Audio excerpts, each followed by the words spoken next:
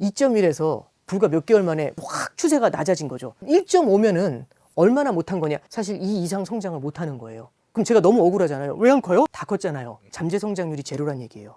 들을수록 똑똑해지는 지식 뉴스. 우리나라 25년도 성장률 전망 올해 얼마나 안 좋았습니까? 이제 이렇게 물어보셨잖아요. 일단 뭐 저도 별로 썩히 좋아하는 답은 아닙니다만 안 좋은 건 맞는 것 같아요. 그럼 이제 얼마나 안 좋습니까 하면은 되게 안 좋아요. 너무너무 안 좋아요. 이렇게 뭐라고 해야 될까요? 정성적인 말씀보다는 숫자로 말씀드리는 게 이제 제일 클리어 하잖아요. 그래서 우리가 이제 보통 일반적으로 쓰는 게 GDP 성장률이라는 걸 보통 많이 봐요. 그래서 이제 요번에 제가 이 GDP 성장률하고 같이 금리 인하를 할 때 저도 이제 지켜봤던 게 뭐냐면 우리나라 성장률 전망이라는 거를 좀 많이 봤어요. 자, 그러면 이게 이제 왜 좀 마음이 무거워졌냐면 이런 거예요. 이게 성장률 전망이 올해만 하는 게 아니라 이미 작년도부터 25년도 성장률 전망을 해왔거든요. 이때 얼마를 봤냐면 2.1% 정도 성장할 겁니다. 이렇게 봤어요. 근데 이게 작년도 11월입니다. 이 트럼프가 당선됐잖아요. 이때 한국은행에서 이 전망을 바꿔요. 1.9로 바꿉니다. 내려왔죠, 성장률 전망이. 그리고 12월 달에서 1월 달을 거치면서 우리나라 기획재정부에서 1.8을 찍기 시작을 해요. 그런데 여기서 이제 끝나는 게 아니라 1월 말 정도에 한국은행에서도 이제 수정 전망을 갖다가 낸 게 있거든요. 그때 얼마를 찍냐면 1.6에서 1.7이 나옵니다.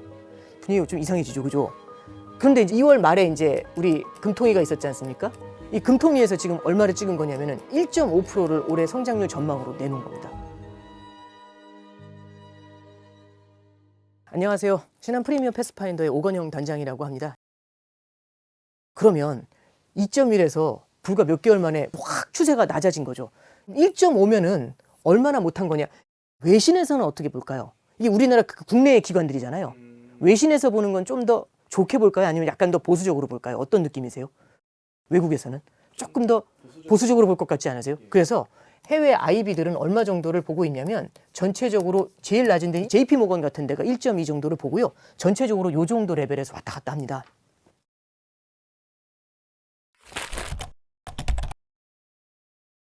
자, 그럼 이제 우리가 한번 수준을 보죠. 1.5나 1.2나 어떤 레벨인지를 잠깐 보면은 우리 2000년도부터 해가지고요.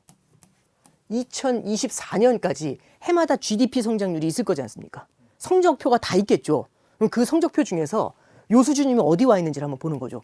그러면 25년치 성적표가 있죠. 최악이 언제였을 것 같으세요, 느낌에? 최악이? 2020년 코로나였죠. 이때 얼마 성장했냐면 우리나라 경제가요. 마이너스 0.7% 성장했습니다. 예, 별로 안 좋았죠. 그죠? 그 다음이 언제였을까요? 그렇죠. 2008년보다는 2008년도 9월에 리먼이 파산해요. 그걸 직접적으로 맞은 게 2009년이었겠죠. 2009년도에 우리나라 성장률이요. 플러스 0.8%에 그쳤습니다. 별로 안 좋았죠. 그러면 자 보세요. 근데 이 두 번은요. 성적표를 받았지만 이 두 번은 시험 못 봤어요. 근데 이게 워낙 이례적인 일이잖아요. 코로나 때문에 시험 못 봤으면 어쩔 수 없었네. 이러지. 야, 왜 그랬어? 이러진 않잖아요. 그래서 정말 이례적인 위기에서는 요 정도 나왔다 이거잖아요. 그럼 이런 이례적인 위기가 아닌 상황에서 최악이 언제였을까? 보면은 2023년도가 최악이었어요. 이때 플러스 1.4% 나왔습니다. 그래서 이례적인 위기, 누가 봐도 이런 거 제외하고 가장 안 좋을 때가 23년도예요. 그럼 잠깐만요. 23년도가 가장 안 좋았죠? 만약에 이번에 올해 1.2가 나오면 기분이 어떨 것 같으세요? 지금 1.5 찍었죠, 한국은행에서. 만약에 여기서 좀만 더 하향 조정하면은 최저치를 찍는 거잖아요. 자, 그래서 첫 번째 무슨 말씀 드렸냐면 추세가 계속 하향 조정되고 있죠. 두 번째는 1.5면 어느 정도입니까? 라고 말씀드렸는데 이렇게 보시면은 성적이 좋지는 않을 것 같지 않으세요? 이렇게 말씀드리면 저도 기분이 안 좋고 들으시는 분들도 다 우울해지잖아요. 근데 이제 저는 하나 좀 말씀드리고 싶은 게 이걸 하나 좀 짚어드릴게요. 이런 전망이 있잖아요. 이런 전망은 하나의 좀 조건을 갖고 있어요. 무슨 조건이냐면 지금의 상황이 연말까지 이어진다고 가정했을 때라는 조건이 있어요. 그럼 이걸 뭘로 비유해 설명해 드리면 이렇게 보시면 좋을 것 같아요. 홍길동이라는 사람이 학부모인데 애가 있어요. 이 애가 이제 고등학생인데 다른 과목은 잘해요. 근데 국어를 그렇게 못한대요. 국어 점수가 너무 안 좋은 거예요. 국어가 D가 나와요. 국어가 D. 이러면 이제 좋은 대학 가기 힘들잖아요. 그랬더니 국어 전문가예요, 제가. 딱 와가지고 홍길동한테 학부모한테 얘는 이런 식으로 하면 올해 말에도 D예요. 딱 이렇게 얘기를 했어요. 자, 그럼 질문 하나 드려볼게요. 여기 계신 분들이 학부모예요. 홍길동 학부모. 그러면 가만 놔두면 D 나온대요. 그러면 가만히 이 운명을 받아들이시겠습니까? 뭐라도 하시겠습니까? 뭐라도 해야 되죠. 뭘 할까요, 일단? 과외? 학원은 바꿔야 될 것 같지 않으세요? 뭔가 스파르타 이런 거 해야 될 것 같지 않으세요? 그래서 1년 동안 열심히 했어요. 진짜 있는 대로 때려넣었어요. 야, 수학하지 말고 국어만 해! 해가지고 국어만 열심히 했어요. 그랬더니 연말에 국어가 C가 나왔어요. 예를 들어. 그랬더니 학부모 홍길동이 이제 C가 나오니까 화가 난 거예요. 제 전문가지 않습니까? 저를 찾아와요. 너 전문가라며. 너 D랬잖아. 근데 C 나와서 너 틀렸지? 이런 건 의미가 없어요. 무슨 말씀이냐면 아까 1.2를 찍거나 1.5를 찍거나 이 자체가 되게 안 좋을 거라는 거는 우리가 공감대를 갖고 있죠. 이거 갖고 좋을 거예요 라고 얘기하시는 분 여기 한 명도 없죠. 그럼 뭘 만들게 되냐면은 명분을 만들어요. 어떤 컨센서스를 만드냐면은 경기 부양을 위한 컨센서스를 만들게 돼요. 그래서 미국이 금리를 인하하지 않았는데도 우리나라가 2월 달에 금리를 인하한 거고요. 한국은행에서 이번에 얘기한 건 뭐냐면은 두세 차례 추가 인하, 시장에서 그렇게 기대하고 있는데 현재 한국은행도 비슷하게 기대는 하고 있다. 그렇게 얘기를 해요. 추가 인하에 대해서는 지금 시장에서 대부분이 근본 이 인하를 포함해서 두세 번 정도 하고 있다라고 하면 지금 저희들의 기대하고는 뭐 크게 다르진 않지만 타이밍은 저희들이 여러 가지 상황을 보고 결정하겠습니다. 그러면은 결국에는 금리 인하의 가능성이 열려 있다는 거잖아요. 그건 하나의 경기 부양이죠. 그 두 번째는요. 요즘 추경 얘기가 나오거든요. 그럼 추경이 나오게 되면은 경기 부양에 들어서게 되는데 그게 지금 아직 확정은 아니지만은 20조에서 플러스 마이너스로 왔다 갔다 하고 있어요. 그러면은 20조 정도 이렇게 자금이 추경으로 지원이 되잖아요. 그러면은 경기 부양에는 도움을 좀 주겠죠. 그러면 금리 인하하고요. 지금 추경하고 이 두 가지는 과에 붙이는 거고요. 학원 바꿔주는 그런 느낌 아니에요? 그러면 1.2에서 강하게 이렇게 뭔가 하죠. 그러면 연말에 어떻게 끝날 것 같으세요? 조금 올라올 수도 있지 않을까요? 개인적으로 그렇게 기대는 하고 있습니다. 그랬으면 좋겠고요. 그래서 저도 일단 첫 번째 좋습니다라는 말씀은 못 드려요. 근데 참 안 좋게 지금 현재 전망하고 있는 건 맞는데 이게 미래라는 건요. 사람은 그 운명을 받아들이는 게 아니라 무언가 계속해서 정책을 쓰면서 변화를 만들어가는 거지 않습니까? 그래서 연말에는 그래도 이 숫자보다 좀 좋게 끝났으면 하는 바람 그런 걸 좀 가져보게 됩니다. 우리나라 중장기적인 잠재 성장률이 레벨 다운이 될 것 같다는 얘기가 좀 있어요. 이 성장률이라는 게 있고요. 잠재 성장률이라는 게 있습니다. 잠재 성장률은요. 사람으로 따지면 성장판하고 똑같아요.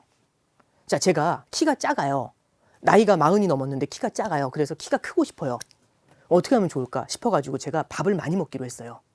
그럼 1년 후에 우리 뵀을 때 몇 센치 커 있을 것 같으세요? 안 컸을 것 같죠? 그럼 제가 너무 억울하잖아요. 왜 안 커요? 이렇게 물어봤어요. 그럼 뭐라고 하시죠? 다 컸잖아요. 잠재 성장률이 제로란 얘기예요. 자, 그러면 연간 잠재 성장률이 1cm입니다라고 해보죠. 그럼 연간 잠재 성장률이 1cm란 얘기는요. 진짜 많이 먹어도 5cm 클 정도로 먹어도 1cm밖에 안 큰다는 얘기예요. 맥스로. 연간으로 잘 커봐야. 자, 그러면 제가 1cm 클 수 있는데 그럼 옛날에 5cm 컸던 기억이 있어서 5cm 클 만큼 밥을 막 먹었어요. 성장하고 싶어서 키가 크고 싶어서 막 먹으면 어떤 일이 벌어질까요? 살이 찌겠죠. 키가 안 크고. 그게 이제 부동산 가격이 막 오른다거나 아니면 가계부채가 늘어난다거나 그런 현상들이 나타나게 돼요. 그래서 경제를 꼭 사람에 비교하기는 그렇지만은 어쨌든 그렇게 이제 여러 가지로 봤을 때 키가 쑥쑥 자라나야 되는데 그게 어려워진다는 거죠. 참고로 이 잠재 성장률이 높아지려면요. 기업의 투자 활동이 좋아야 돼요. 기업 투자가 늘어나잖아요. 그러면은 고용이 창출이 되겠죠. 고용이 창출이 되면 사람들의 소비가 늘어나게 되겠죠. 그러면 시장에 수요가 있는 거잖아요. 그럼 기업이 더 많은 제품을 생산할 것 같지 않으세요? 그럼 기업이 투자를 늘려요. 그럼 어떻게 되죠? 고용이 늘어나죠. 소비가 늘어나죠. 기업이 선순환에 돌아가요. 이렇게 하면 성장판이 올라오면서 키가 커요. 예, 이게 이제 제일 아름다운 케이스입니다. 그런데 문제는 내년부터 정도 봤을 때는 우리나라 잠재 성장률이 1.8로 내려온다고요. 그러면 키가 클 수 있는 맥스가 1cm인데 1cm 크는 게 사실상 어떻게 보면은 이 저성장을 받아들여야 된다라는 그런 얘기가 될 수가 있겠죠. 자, 그러면 작년 말에 한국은행이 우리나라 잠재 성장률 전망한 게 있어요. 올해부터 해가지고 29년도까지는 1.8% 정도 성장할 거라고 얘기하죠. 그죠? 지금 현재는 2.0 정도예요. 최근 5년간은 2.0 정도 성장했는데 그게 떨어진다는 얘기죠. 그럼 많이 먹어도요. 이제 2는 못 크는 거예요. 1.8 커요.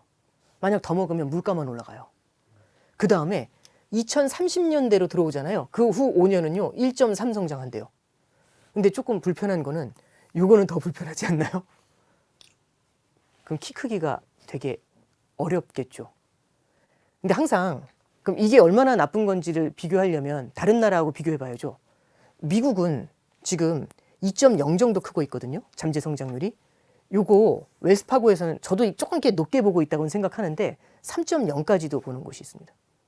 그러면 이제 둘이 있는데 미국이 향후에 매년 3%씩 성장하고 우리는 1.8, 1.5, 뭐 0점대 성장하고 하면 둘의 괴리가 더 커질 것 같지 않으세요? 그것도 복리로 차이가 날 텐데. 그래서 어떤 당위성보다도요. 어쨌든 이렇게 우리나라의 잠재 성장률이 점점 레벨 다운이 되고 있다. 우리가 그거는 좀 우리 인식을 해둘 필요가 있지 않겠나? 예, 그렇게 설명해 드립니다.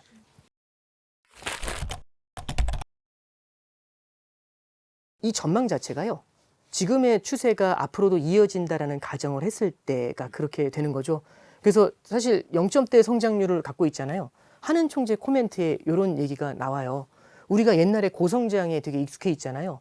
우리는 과거에 고도 성장에 너무 익숙해 있어서 1.8% 그러면 크라이시스다. 그다음에 뭐 너무 힘들다. 막 이게 너무 퍼져 있는데 저는 우리의 지금 실력이 구조조정을 그동안 안 해왔기 때문에 그럼 옛날처럼 고성장 하려고 재정 정책이나 통화 정책을 통해 아주 경기 부양 막 해도 사실 이 이상 성장을 못 하는 거예요. 나머지는 물가를 끌어올리거나 오히려 가계 부채를 늘리거나 부동산 가격으로 괴어버리거나 이제 그런 문제가 생긴다라고 코멘트에 나와 있거든요. 우리가 1.8% 이상의 성장을 해야 된다고 생각을 하면 할 수 있는 게 재정 동원하고 금리 낮추고 그렇게 하는데 그렇게 되면은 가계 부채 올라가고 부동산 가격 올라가고 재정도 이상해지고 나라 전체가 더 어려워질 것 같은데. 재정을 동원하고 금리를 낮추는 것뿐이다. 그게 경기 부양을 하는 거죠. 밥을 많이 먹는다는 거예요. 그러니까 잠재 성장률이 낮아진 상태에서 키가 1cm밖에 클 수 없는 상태에서 옛날처럼 2cm 크려고 막 먹으면 살이 찐다는 얘기잖아요.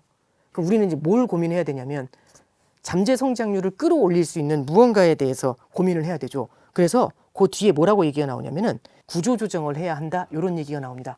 내년도 성장률 1.8%가 되면 받아들여야 된다고 생각합니다. 그리고 그것이 우리 실력이라 생각하고 그것보다 더 높은 성장을 하려면 구조 조정을 해라.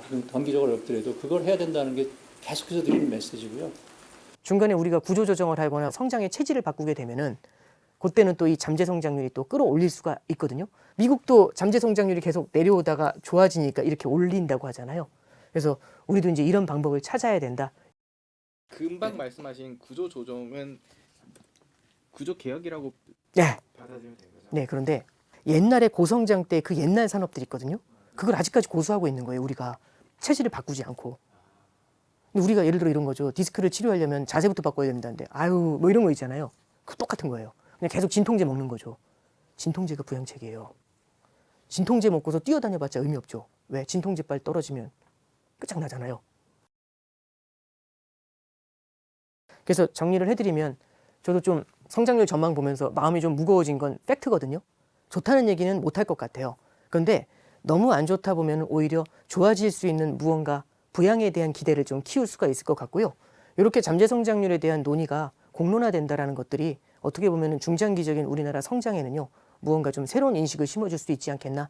그런 기대를 좀 가져보게 됩니다. 네. 오늘 교양일을 부탁해 여기서 마치겠습니다. 감사합니다.